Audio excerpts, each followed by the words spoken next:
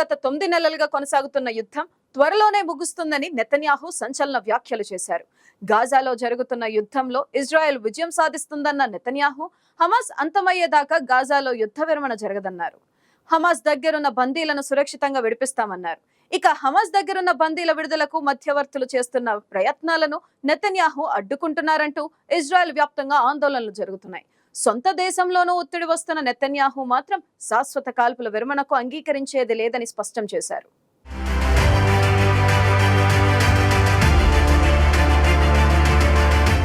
Hamas అంతమే తమ లక్ష్యమని Netanyahu మరోసారి స్పష్టం చేశారు. గతేడాది అక్టోబర్ 7న హమాస్ ఉగ్రవాదులు ఇజ్రాయెల్లోని మ్యూజిక్ కన్సర్ట్ పై దాడి చేసి 1200 మందిని హతమార్చి 250 మందిని కిడ్నాప్ చేసి బందీలుగా తీసుకెళ్లారు. దీంతో భవిష్యత్తులో గాజా నుంచి ఇజ్రాయెల్కు ఎలాంటి ముప్పు ఉండకూడదని భావించిన ఇజ్రాయెల్ హమాస్పై యుద్ధం ప్రకటించింది. దాదాపు 9 నెలలుగా భీకరంగా యుద్ధం చేస్తోంది. హమాస్ ఉగ్రవాదుల ఏరివేతే లక్ష్యంగా ఇటు గాజా అటు రఫాలోనూ వైమానిక దాడులతో పాటు సైనిక ఆపరేషన్ నిర్వహిస్తోంది. ఇప్పటికీ యుద్ధంలో 37,000 మందికి పైగా పౌరులు ప్రాణాలు కోల్పారు. దీంతో ప్రపంచ దేశాల నుంచి ఇజ్రాయెల్పై ఒత్తిడి పెరుగుతోంది. ఈ నేపథ్యంలో గాజాలో యుద్ధంపై ఇజ్రాయెల్ ప్రధాని నెతన్యాహు సంచలన వ్యాఖ్యలు చేశారు. హమాస్ అంతమయ్యే వరకు గాజాలో యుద్ధాన్ని ఆపే ప్రసక్తే లేదని స్పష్టం చేశారు. ఇక గాజాలో తాము పాక్షిక కాల్పుల ఒప్పందానికి మాత్రమే అనుకూలంగా ఉన్నామని, గాజాలో ప్రస్తుతం యుద్ధం చివరి దశకు చేరుకుందని నెతన్యాహు తెలిపారు. గాజాలో శాశ్వతంగా యుద్ధాన్ని నివారించే ఆ ప్రతిపాదనను ఇజ్రాయెల్ అంగీకరించే ప్రసక్తే లేదని నెతన్యాహు స్పష్టం చేశారు. అమెరికా అధ్యక్షుడు చేసిన ప్రతిపాదనలో భాగంగా బందీల విడుదలకు ప్రతిగా పాక్షిక కాల్పుల విరమణకు మాత్రమే తాము కట్టుబడి ఉన్నామన్నారు. ప్రస్తుతం గాజాలో హమాస్పై యుద్ధం ముగింపు దశకు చేరుకుందన్నారు. త్వరలోనే ఈ యుద్ధంలో ఇజ్రాయెల్ విజయం సాధిస్తుందని, హమాస్ దగ్గర బందీలుగా ఉన్న ఇజ్రాయెల్ వాసులు సురక్షితంగా తిరిగి వచ్చే వరకు దాడులు జరుగుతూనే ఉంటాయన్నారు.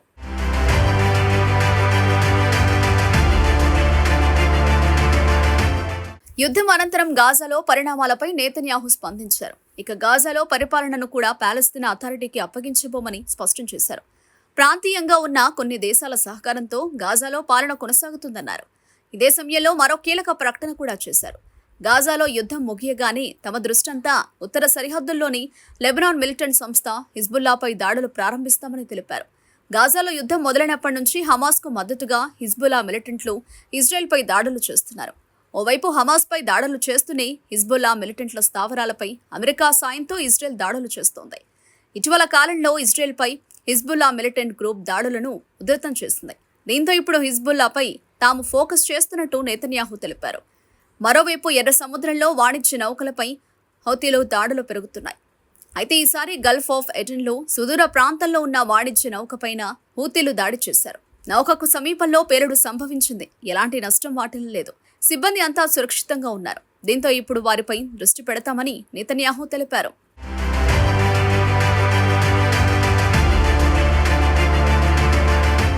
ఇదిలో ఉండగా బందీల విడుదలకు మధ్యవర్తులు చేస్తున్న ప్రయత్నాలకు నెతన్యాహు ప్రభుత్వం అడ్డుపడుతోందని బందీల కుటుంబ సభ్యులు ఆగ్రహం వ్యక్తం చేస్తున్నారు. హమాస్పై చేస్తున్న యుద్ధంలో కొంతమంది నెతన్యాహుకు మద్దతుగా నిలుస్తుంటే మరికొందరు యుద్ధానికి వెంటనే ముగింపు పలకాలని డిమాండ్ చేస్తున్నారు. ఈ నేపథ్యంలో ఇజ్రాయెల్ తరపున గూఢచర్యంలో పాల్గొన్న మాజీ అధికారి గొరెన్ బెన్ ఇట్జక్ నెతన్యాహు వైఖరిని తీవ్రంగా ఖండించారు. నెతన్యాహు ఇజ్రాయెల్కు ముప్పుగా మారారంటూ ఘాటు వ్యాఖ్యలు చేశారు. తాను ఎంతో మంది ఉగ్రవాదులను అరెస్టు చేశానని, కానీ నెతన్యాహు ఇజ్రాయెల్ను విధ్వంసంలోకి నెడుతున్నారని తనకు అనిపిస్తుందన్నారు.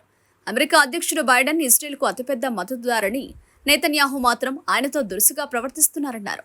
అమెరికాతో ఇజ్రాయెల్కు ఉన్న సుదీర్ఘ బంధాన్ని నెతన్యాహు నాశనం చేస్తున్నారని మండిపడ్డారు. అమెరికా ఆయుధాల సరఫరాను తగ్గించిన విషయాన్ని గొరెన్ ప్రస్తావించారు. ప్రస్తుతం ఇజ్రాయెల్ ప్రజలంతా నెతన్యాహు దిగిపోవాలని కోరుకుంటున్నారని, దేశవ్యాప్తంగా జరుగుతున్న ఆందోళనలే ఇందుకు నిదర్శనమన్నారు.